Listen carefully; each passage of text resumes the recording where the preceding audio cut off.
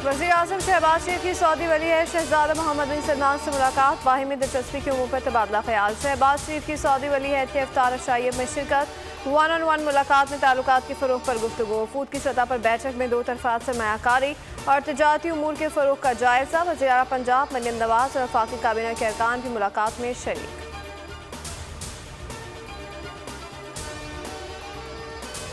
वज़ीर आज़म शहबाज शरीफ ने उम्रे की सआदत हासिल कर ली। वज़ीर आला पंजाब मरियम नवाज़, वफ़ाक़ी वज़ीर इसहाक़ डार, मोहम्मद औरंगज़ेब, ख्वाजा आसिफ और दीगर ने भी उम्रा अदा किया। शहबाज शरीफ ने मग़रिब की नमाज सऊदी वली है शहजादा मोहम्मद बिन सलमान के साथ अदा की। क़यामुल लैल और दुआ में भी शिरकत।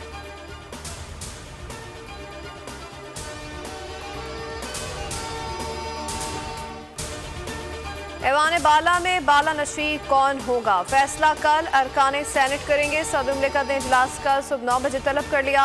नौमुंतखब अरकान हल्फ उठाएंगे। चेयरमैन और डिप्टी चेयरमैन का इंतखाब भी होगा। पीपल्स पार्टी ने तमाम सेनेटर्स को इस्लामाबाद तलब कर लिया। चेयरमैन के उम्मीदवार यूसुफ रज़ा गिलानी आज इत्तेहादी सेनेटर्स को इशाइया देंगे। बैठक में इंतखाब से मुतालिक प्लान फाइनल किया जाएगा।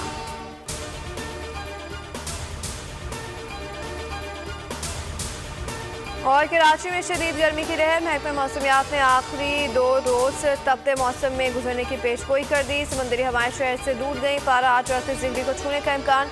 शिद्दत 40 डिग्री तक महसूस की जाएगी। हवा में नमी का तनासुब बढ़ने के बायस सुबह के वक्त धुंध छाई रही।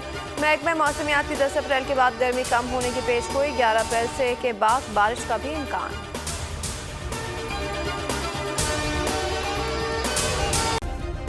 सब्सक्राइब करें और बेल दबाएं ताकि कोई खबर रह न जाए।